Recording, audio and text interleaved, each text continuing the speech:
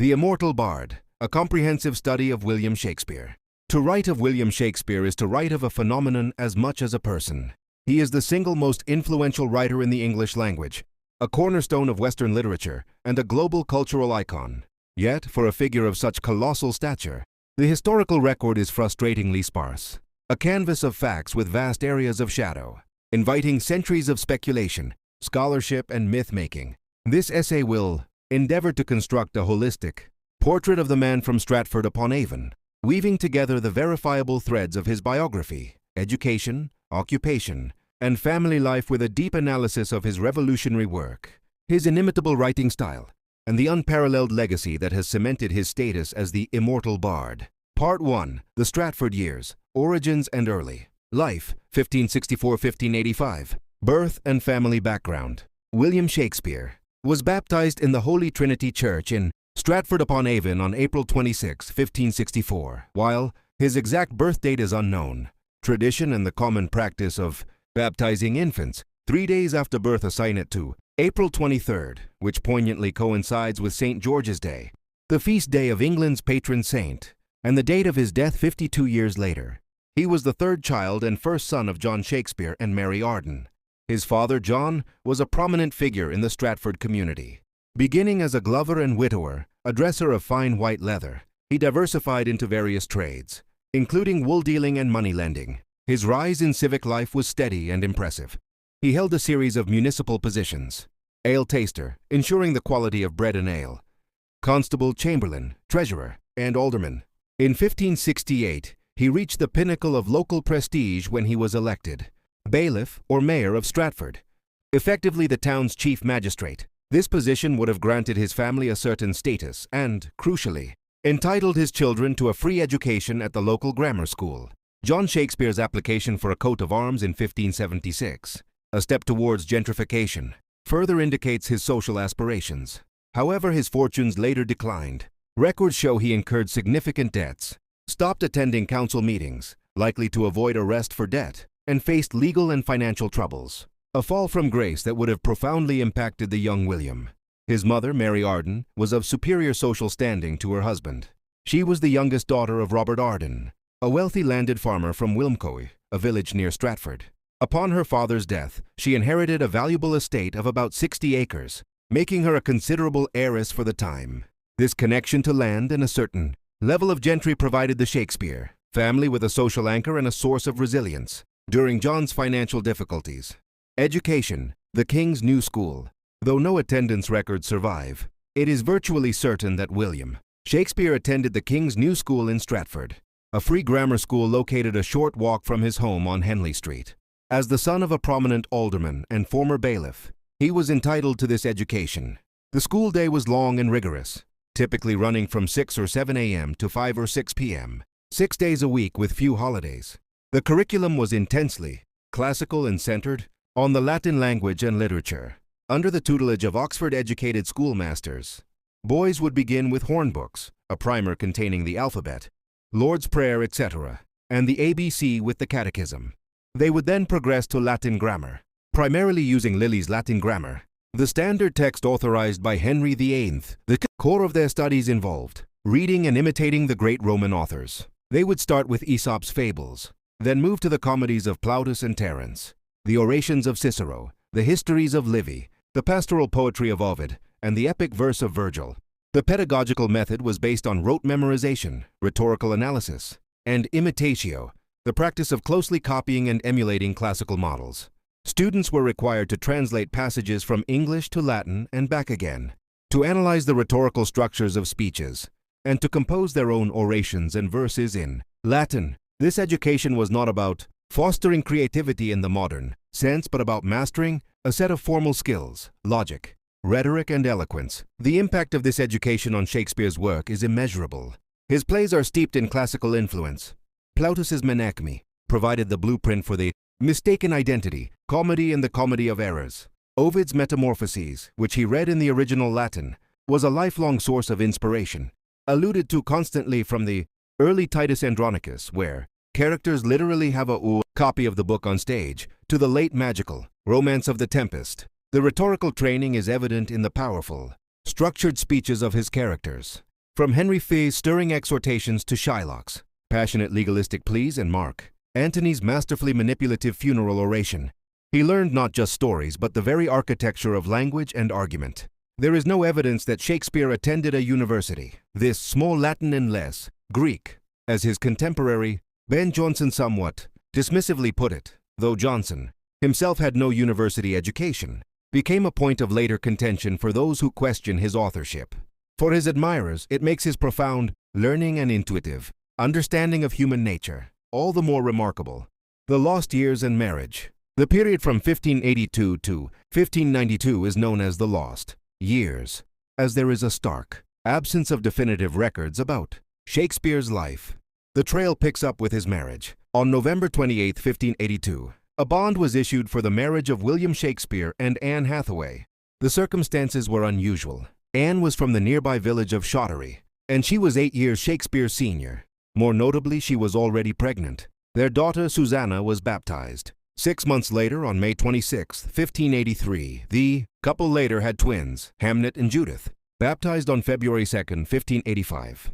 The marriage has been the subject of much speculation. Did the young William at 18 feel compelled into a shotgun wedding? Was it a love match, despite the age difference? The fact that he spent most of his professional life in London, away from his family in Stratford, has been interpreted by some as evidence of a strained relationship. He famously bequeathed Anne his second-best bed in his will, a detail often cited as an insult, though it could also have been a sentimental gesture, as the best bed was typically reserved for guests. The remainder of the Lost Years is a blank slate for theories. How did the grammar school boy from Stratford, with a wife and 3 children, transform into the playwright of London? Apocryphal stories abound that he was a country schoolmaster, that he was caught poaching deer from the local estate of Sir Thomas Lucy and fled to London to avoid prosecution, that he joined a traveling group of players visiting Stratford. While unverifiable, these stories speak to a necessary period of apprenticeship and transition. By 1592, he was established enough in London to be attacked as an upstart crow in a pamphlet by the rival playwright Robert Greene, proving he had already made a significant mark. The Lost Years were, therefore, the crucible in which the playwright was forged. Part 2. The London Stage. Occupation and Theatrical World. The theatrical landscape. When Shakespeare arrived in London, the professional theatre was a relatively new and rapidly evolving institution. Before the 1570s, drama was primarily the domain of amateur guild performances, court masques, and traveling troupes of actors. The building of permanent playhouses like the Theatre, 1576, and the Curtain, 1577, in Shoreditch, just outside the City of London's jurisdiction, and its Puritan authorities who disapproved of theatre, created a stable base for a thriving entertainment industry. Shakespeare's occupation was multifaceted. He was an actor, a shareholder, and a playwright. He was a member of the most successful acting company of the era, first known as the Lord Chamberlain's Men, under the patronage of Henry Carey, Lord Chamberlain, and later, upon the accession of King James I in 1603, as the King's Men. This royal patronage brought immense prestige and financial stability. As a shareholder, Shakespeare owned a part of the company itself, entitling him to a portion of its profits, not just as a performer or writer for hire. This business acumen was key to his financial success. He was also a sharer in the Globe Theatre, built in 1599 from the timbers of the theatre, which became the primary venue for his greatest plays. Later, in 1608, the company acquired the indoor Blackfriars Theatre, a more exclusive venue with a wealthier clientele, which influenced the style of his later romances. The life of a player was demanding. Companies performed a vast and changing repertory. A play might be staged only a few times before a new one was needed. Actors had to learn multiple parts and were expected to be versatile. Shakespeare's acting roles are not definitively known, though tradition suggests he played older, dignified parts like the Ghost in Hamlet and Adam in As You Like It. His first-hand experience on the stage, undoubtedly, informed his writing. His parts are actor-proof in their psychological depth and their innate sense of theatrical timing and effect.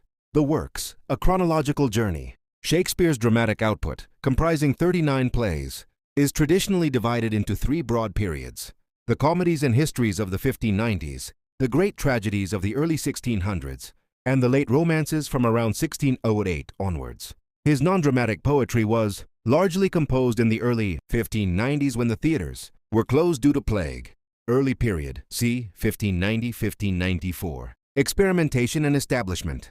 This period shows a young writer learning his craft, often by imitating and refining existing models.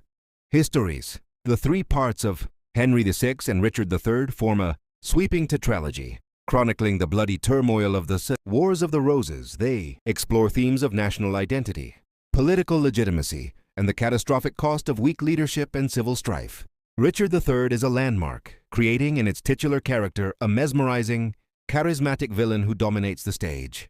Comedies. Plays like The Comedy of Errors, a direct plotine farce. The Taming of the Shrew, a boisterous battle of the sexes and the two.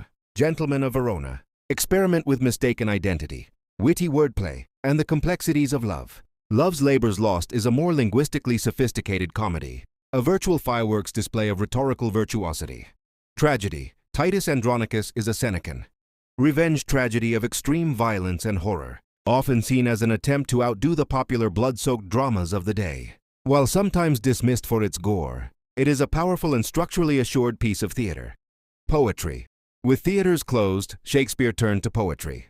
His narrative poems, Venus and Adonis, 1593, and The Rape of Lucrece, 1594, were dedicated to the Earl of Southampton and were popular and critically acclaimed, establishing his reputation as a gifted poet. More enduring are his 154 sonnets, published in 1609 but likely written earlier. They form a profound sequence exploring love, beauty, politics, mortality, and the destructive power of time with unparalleled linguistic compression and emotional intensity. Middle period, c. 1595–1608, maturity and mastery. This is the golden age of Shakespeare's career, producing his most beloved comedies, his mature histories, and his greatest tragedies. Comedies and romances. This era saw a shift from farcical comedy to more lyrical, complex, and emotionally resonant works. A Midsummer Night's Dream blends fairy magic with human folly. The Merchant of Venice intertwines a romantic comedy with the dark, tragic story of Shylock. Much Ado About Nothing, As You Like It, and Twelfth Night are masterpieces of high comedy, featuring some of his wittiest heroines, Beatrice, Rosalind, Viola, and exploring themes of identity, gender, and self-discovery with unparalleled warmth and depth. Histories. The second historical tetralogy, Richard II, Henry IV Parts 1 and 2, and Henry V, represents a massive leap in psychological complexity. Henry IV is particularly notable for the creation of Sir John Falstaff, one of literature's greatest comic characters, whose relationship with Prince Hal, the future Henry V, provides a rich, human counterpoint to the political themes of kingship and responsibility. Tragedies. Beginning with the Roman tragedy, Julius Caesar, Shakespeare entered a period of unprecedented tragic power. The major tragedies, Hamlet, Othello, King Lear, and Macbeth, are the pillars of his reputation. Each explores the downfall of a central protagonist. Prose is used for specific characters and situations, for comic characters and lower-class figures, like the mechanicals in A Midsummer Night's Dream, for informal conversation, for letters, and often for moments of madness or intense introspection. Hamlet's prose soliloquies have a different, more frantic quality than his verse ones. The shift between verse and prose is a key tool for signaling shifts in tone, class, and psychological state. 3. Imagery and metaphor. Shakespeare's world is a world of interconnected images. His characters do not just describe their feelings. They embody them through metaphor. A recurring pattern of images often forms a subtext for an entire play. In Macbeth, the imagery of blood, darkness, and sickly clothing pervades the text, creating a tangible atmosphere of guilt and moral decay. In King Lear, the raging storm on the heath is a direct reflection of Lear's internal madness and the political chaos of the kingdom. In Othello, animal imagery is used by Iago to poison Othello's mind. This dense thematic use of imagery elevates the plays from mere stories to rich, symbolic poetic experiences, or characterization. Before Shakespeare, many characters in drama were archetypes. The vice, the hero, the fool. Shakespeare revolutionized characterization by creating figures of profound psychological depth and complexity. His characters are not static. They change and develop throughout the play. They are multifaceted and often self-contradictory. Hamlet is scholarly yet impulsive, contemplative yet capable of brutal action. Falstaff is a gluttonous, cowardly liar, yet he embodies a vital, life-affirming joy that makes him deeply sympathetic. Even his villains, like Iago and Edmund, are given motivations, however skewed, that make them feel terrifyingly human rather than purely demonic. Shakespeare had an unparalleled ability to inhabit vastly different perspectives, giving voice to kings and clowns, young lovers and old men, tragic heroes and comic villains with equal conviction. 5. Thematic depth. Shakespeare's plays are not entertainment alone. They are profound philosophical explorations of the human condition. He returned again and again to a core set of universal themes: power and politics, the nature of kingship, the ethics of rule, the dynamics of rebellion, and the burdens of leadership. Appearance versus reality, the gap between how things seem and how they are, explored through disguise, deception and self-deception. Love and hate, the many facets of love, romantic, familial, platonic, and its destructive counterpart. Hate, often intertwined with jealousy, order and chaos, the Elizabethan great chain of being, and the cosmic and social chaos that ensues when it is disrupted. The passage of time, the destructive and transformative power of time, and the human struggle against mortality. Gender and identity, the construction of gender roles, and the fluidity of personal identity. In performance, for over 400 years, his plays have never been out of production. They are the backbone of theatrical repertoires worldwide, constantly reimagined in every conceivable setting, from traditional stagings to modern dress productions. From fascist Italy, Julius Caesar, to corporate Japan, King Lear. They are a proving ground for every great actor. In global culture, Shakespeare is a global citizen. His works have been translated into every major language and have inspired countless adaptations in film, opera, ballet, and visual art. From Akira Kurosawa's samurai epics, Throne of Blood, Macbeth, and Ran, King Lear, to Disney's The Lion King, Hamlet, his narratives continue to provide a universal framework for exploring human experience. The authorship question. The scant biographical record has fueled a persistent, though academically dismissed, authorship question. Various candidates, most prominently Edward de Vere, the 17th Earl of Oxford, have been proposed as the true author. Proponents argue that a man of Shakespeare's background could not have possessed the knowledge of court life, law, and foreign lands displayed in the plays. However, the vast majority of Shakespeare scholars affirm the Stratford man's authorship, pointing to contemporary evidence, his perfect fit within the theatrical world of his time, and the fact that the arguments against him often rely on snobbery about what a mere actor from the provinces could have achieved. His documented life provides a perfectly plausible pathway to his genius. Conclusion. William Shakespeare remains the defining writer of the English-speaking world because he possessed a unique combination of talents: a poet's ear for language, a dramatist's sense of structure and action, a psychologist's insight into human nature, and a philosopher's grasp of life's deepest questions. He was, as his friend Ben Jonson also said, the soul of the age, but he transcended it completely. He was a man of his time, an Elizabethan and Jacobean businessman, actor, and writer, who nonetheless managed to articulate truths that are timeless. He holds, as his rival-turned-admirer Jonson ultimately conceded, a monument without a tomb, alive and speaking to us with undiminished power across the centuries, forever our contemporary. From the bustling streets of Stratford to the vibrant stages of London, from the inky page of the First Folio to the silver screen and beyond, the story of William Shakespeare is the story of the English language itself, and the story of ourselves, reflected back in all our glorious, tragic, and comic complexity.